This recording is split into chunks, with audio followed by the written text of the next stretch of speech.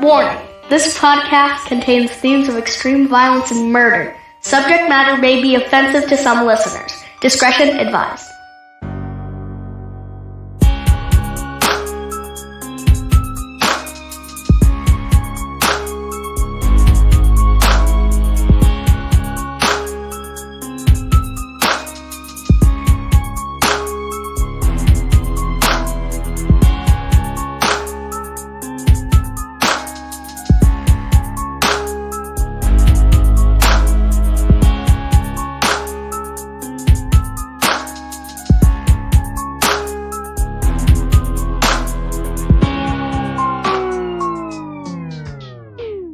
Ladies and gentlemen, welcome to the first ever Patreon-only episode of Evil Transgression. Yes. I'm joined, as always, with my two best bros, Dustin and Rex. What's going on? Hey, what's up? You like that? A little switch up? I do. I like that. Yeah. That was great.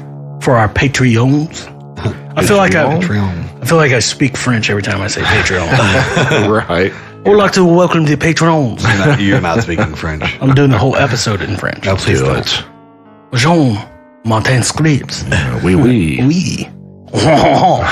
So yes, this is a Patreon-only episode. It is That's a right. full-length episode. I finally talked Josh into doing it. Yeah, I have fought it for so long. Sorry, guys. But it's time that we give back to the Patreon community. That's It right. is. It is. Yeah. And these will be once a month at the end of the month. And you know as well as I know that with Dustin's timing, once a month means you may get one now. You may get one in February. That's not true. It's going to be once a month, the end of every month. It's going to be the last week of every month. Mm-hmm. On Friday. Ooh. Wow. Ooh. That was a little surprise to both of I us. know. I didn't know that. Yeah, we didn't know that. Yeah, well, there you go. Sweet. And we're also going to continue to do our Beyond Evils as well. We will. Right. We'll throw those in every once in a while. But we want to mainly focus on this and get this going before we, you know. Yep. I don't know, but I'll take your word for it. Whatever. Smooth. It was a smooth transition. So You know.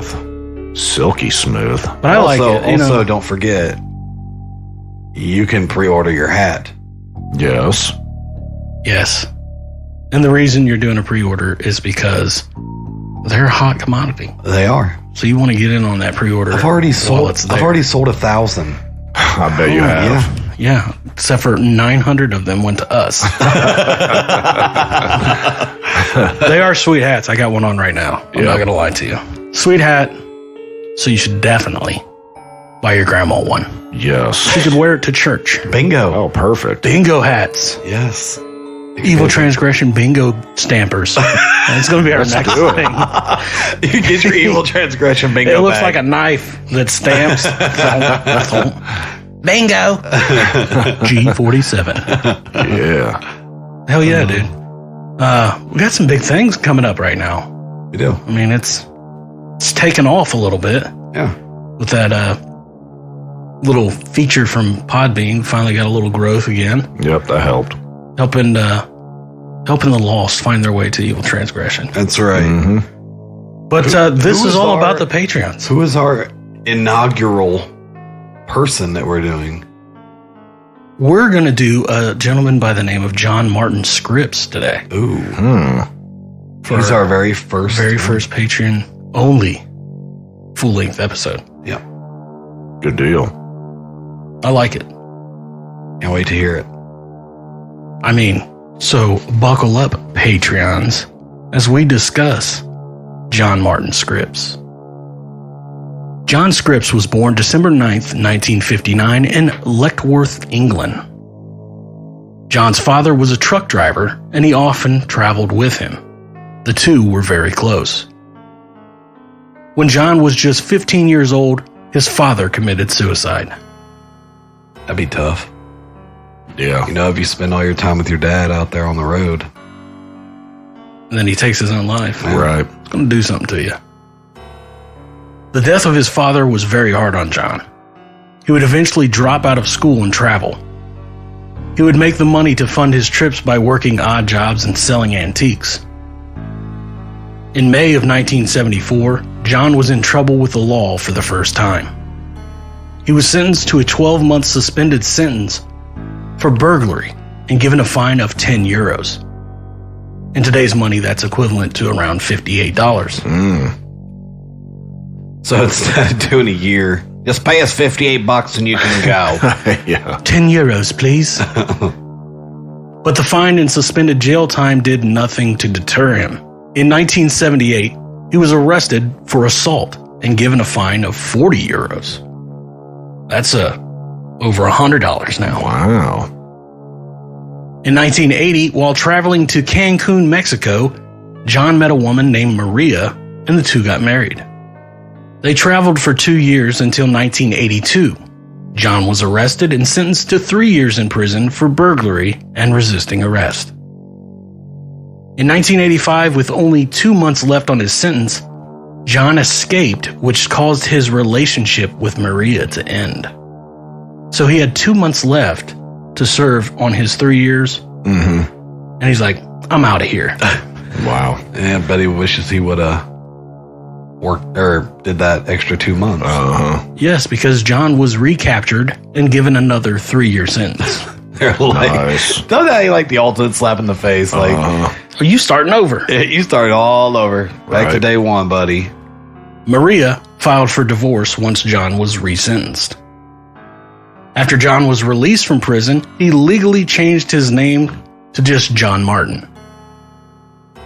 I like the Scripps. Yeah. That's a pretty sweet name. Yeah. You just be calling me Johnny Scripps. Johnny Scripps. Johnny Scripps in the house. John began trafficking heroin between Asia and Europe. Everything was going good for him until 1989, when he was arrested for possession of drugs. While being searched, the police found a key to a safety deposit box. After further search of the box, the police discovered 3 pounds of heroin, which at the time had a street value of over $1 million. Wow. 3 pounds of heroin. That's a lot of That's heroin. a That is shit crazy. ton. It's a lot of heroin. Heroin. Heroin. I don't think of heroin in England. I mean, Maybe it's because I'm from the United States. Could be. maybe that's why. But hey, Johnny Scripps was willing and dealing. John was sentenced to 7 years in prison in England. But while in prison, John escaped once again, but was later arrested, and the judge added 6 more years to his sentence. Wow. 13 years, bitch. Crazy. They call him Johnny Scripps the escapee. Slippery Scripps. Slippery Scripps. With that sentence, John would have been in prison until 2001. But he escaped again. But he would make this his last time. John met up with his mother, and she gave him 200 euros to get out of the country. He used the birth certificate of an inmate he was locked up with. After successfully making his way out of England, John landed in San Francisco, California, where he stayed for a brief period until ultimately settling on Singapore. Yeah, I think I would rather just not went to San Francisco, California. But Yeah. Hey, things must not have been good in San Francisco, California, where you're like, I'm going to Singapore. Right. I mean, I don't know about you guys, but if I'm into drug trafficking, Singapore is the last place I'm going to. For sure. yeah, they'll hang you. Yeah, you don't Yeah. you don't want to get caught in Singapore doing bad stuff. No. No, they have like strict like drug laws. Like I guess in the airport, when you go into the airport in Singapore, they literally have signs up that tell you like if you're caught drug trafficking, you will be put to death. What? Like, yeah, they'll No kill way. you. They'll kill you. It will kill you dead. Brutal. On March 8th, 1995, Gerard Lowe, a chemical engineer from South Africa, arrived in Singapore to shop for electronics. He was approached by John Martin. After a short conversation, John asked Gerard if he wanted to share a room. Now, I find this kind of odd. I'm not staying with someone that I literally just met. Yeah, no doubt. I don't understand people back in the day. Like, This is 1995, bro. It's I know. not like I mean, but it's still like way back in the day. I know, but like, It's even more weird now. if somebody walks up to me and I'm just in the airport, just doing my thing, and somebody's like, in "Hey, a bro, foreign country. I'm staying at the Riverview Hotel. You want to share a room? You want to split a room with me?" I'll be like, "Nah, bro, get the hell out of here. Right. Like, leave me alone." Come on, my name's Johnny Scripps. Slippery Scripps. Like, that's not. I'm not gonna say yeah. I'm gonna look at you like you're weird and leave. Some people though would say, "Hey, I'll save $28. I would rather I pay split the room. $2,800 than sleep with Johnny Scripps next to me. Yep. I agree. I would not share a room with Jesus. I mean, I love him, but I'm not sharing a room with him." But Gerard, on the other hand, agreed. And the two spent the night together in room 1511 at the Riverview Hotel. On March 11th, John packed up his stuff and told the receptionist to delete Gerard's name off of the registration because he had kicked him out for being a homosexual and he hadn't been staying in his room. Wow. That same day, John flew to Bangkok. How does the person at the hotel not find that suspicious? Oh, Hey, no. go ahead and delete him off that room. He was a homosexual, and I Yeah. kicked him out. Yeah. Right. Like, He tried to touch my ding-a-ling. like, I'm going to Bangkok where there's transvestite hookers. but you don't find that weird as a receptionist at a hotel? I guess not. I mean, that would be I a would. giant red flag. Like, Right. you can take his name off that registry because he was a homosexual. I don't know. Old Scripps was a weird man. On March 13th, which was 2 days later, a pair of legs were found floating off Clifford Pier. Ooh. 3 days later, thighs and a torso were also found in the same area. Police could only confirm that the body parts belonged to a Caucasian male. The following day, the South African police sent a missing persons report to Singapore, and on April 1st, Gerard's wife identified the remains as his. His arms and head were never found. Ooh. That'd be tough. Yeah. How did she identify it? I guess by marks on his legs. Ooh, Oh, okay. Specific marks on his legs. that's Gerard's belly button. That's rough. Not funny. Not funny. Why are you making a joke about it? I'm going to get hate. Sheila and Darren DeMood were from British Columbia, Canada. I assume it's DeMood and not DeMaud or Demaudu. Demood. Just pronounce it as Demood. It's DeMood. The two decided to spend their spring break in Thailand. Coming from British Columbia, Canada to Thailand. A lot of travelers in this story. Yeah. Bunch of rambling, man. The two were befriended by a gentleman by the name of John Martin and ended up staying in the same hotel. What can go wrong staying in the same hotel Yeah. as John Martin Scripps? I don't. Exactly. I don't want to be near a hotel room with Johnny Scripps. No. Nowhere near it. You don't want to be in the same room. You don't want to be in the same hotel. No. Hell, I don't want to be in the same city. John ended up with the room right across the hall from Sheila and Darren. On March 16th, Sheila and Darren went to breakfast and were never seen again. Shortly after they disappeared, John went down to the receptionist and asked her if she would switch his room to theirs because Sheila and Darren left and he would pay their bill. What? This dude has the worst Cover-ups? Cover-ups. Yeah, that's bad. Hey, can I have their room now because they left? I'm going to pay their bill. I'm just gonna go ahead and pay for their room though. Yeah. Oh, crazy. John then paid for the rooms and caught a plane back to Singapore. So again, he's like doing the most suspicious stuff. I'm going to pay for it and then I'm leaving. Right. That same day, the skulls from Sheila and Darren were discovered in an abandoned mine. A few days later, their torsos were found along the side of a road.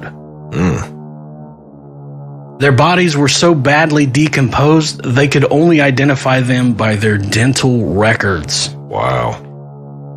It's rough. You know who else was only identified by their dental records? Ew. Brian Laundrie. Sack of turds. Sack of turds. Yes. What if he just pulled his teeth and left him there?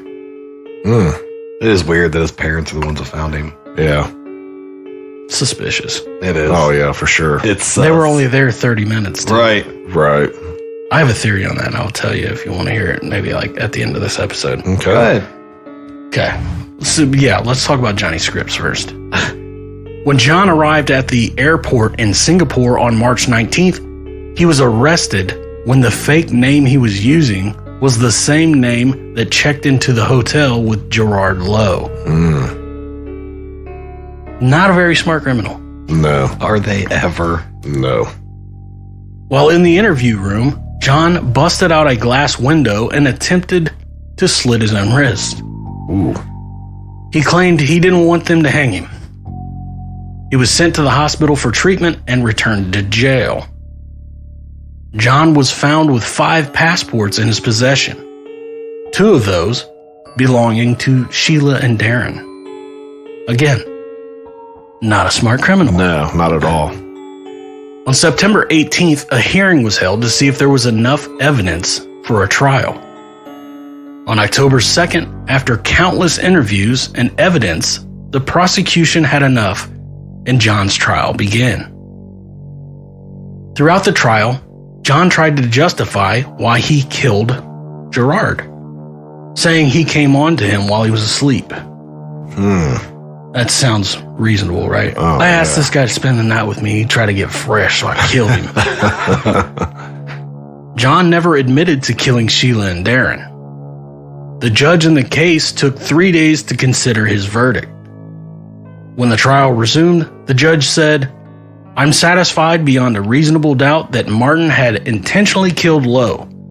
After that, he disarticulated Lowe's body into separate parts, and it was he who subsequently disposed of the body parts by throwing them into the river behind the hotel.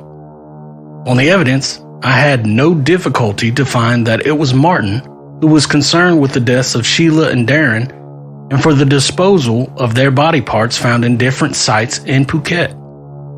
The disarticulation of the body parts of Lowe, Sheila, and Darren have the hallmark signs of having been done by the same person. Altogether, this similar fact evidence reinforces the decision I have made, for it puts beyond doubt that Martin is guilty on the charge of murder. The sentence of this court upon you is that you will be taken from this place to a lawful prison and taken to a place to be hanged by the neck until you are dead. And may the Lord have mercy on your soul." That's pretty deep. Yeah. Really is. Which part? Just everything that he said. Like from beginning to end? Yeah. It is. Like, So deep. That's just he got straight to the point. He took 3 days to write that. Right. Yeah.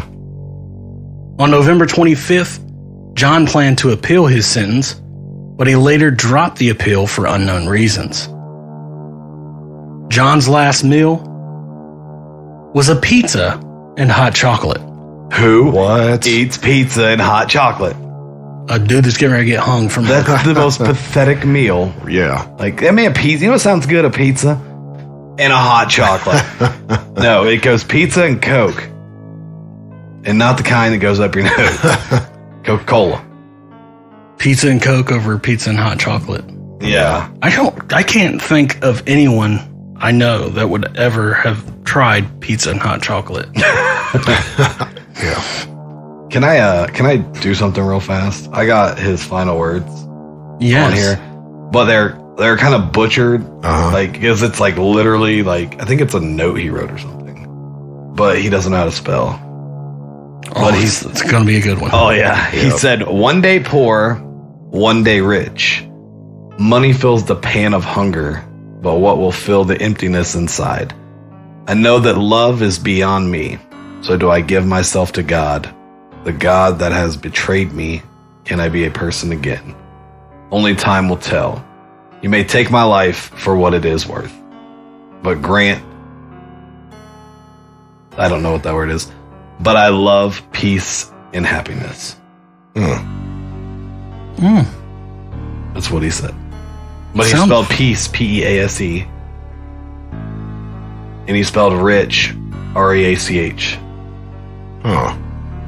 That's Reach. Yeah, and He was real Reach. Had a lot of money to his name. He was Reach.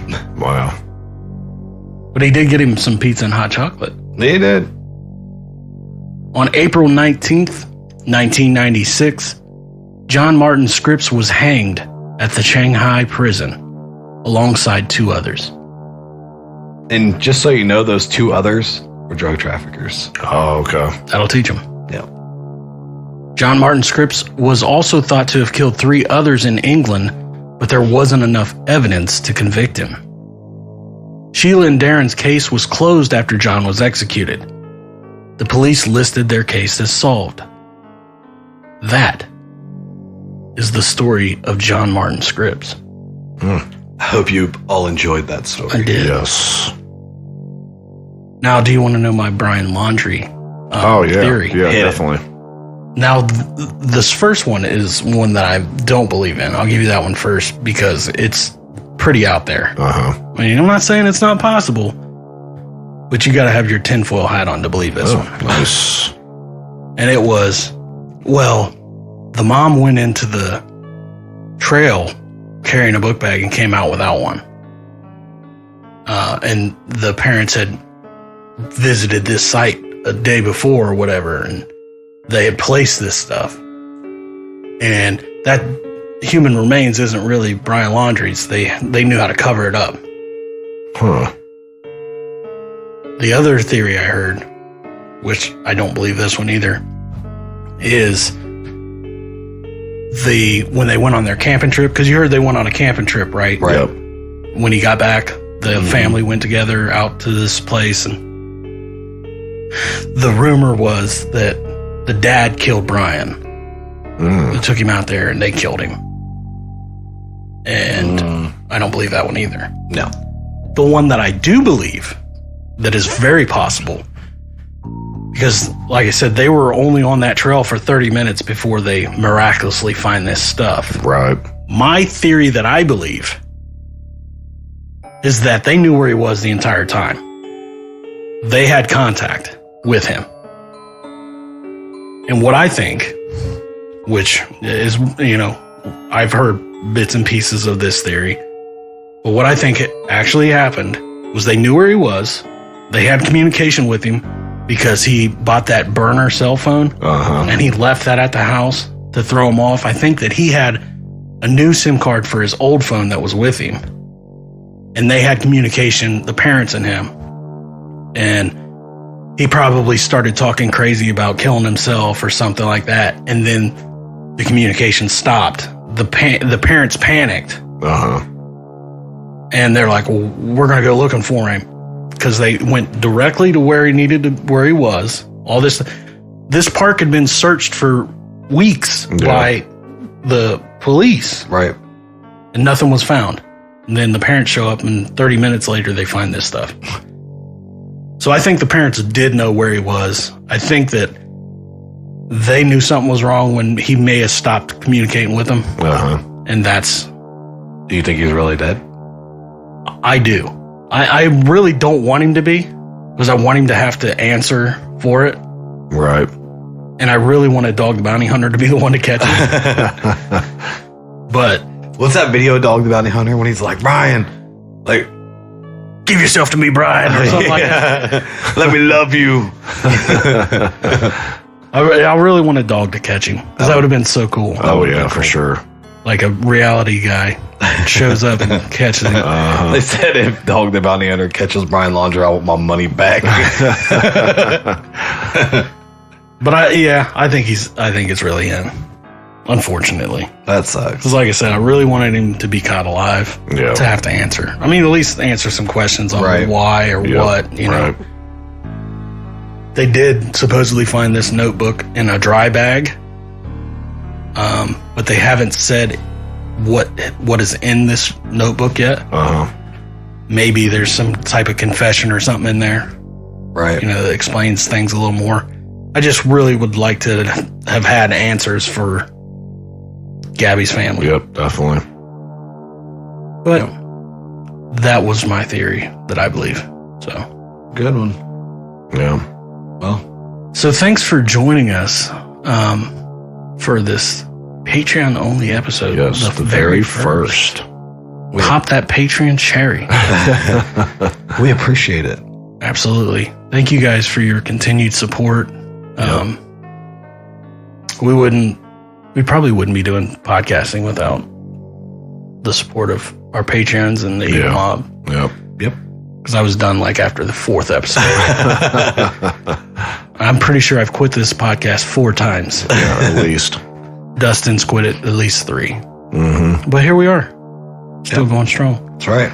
We're over 90 episodes in the regular show, and now we're doing Patreon only. Yep. So thank you for your support. Yep. Thank you. Got anything? Nope. Well, I mean, you acted like you did. Anyways. You got to poop? Liar. Sure. I'm good. Like that Kevin Hart Saturday Night Live skit where he's sweating. It's like, oh, what's that, Nana? I got a family emergency. I got to go. They're like, you can just go to the bathroom, Doug. Like, what? I do not have to go to the bathroom. Good stuff. Well, until next time, patrons. See ya. See ya. Peace.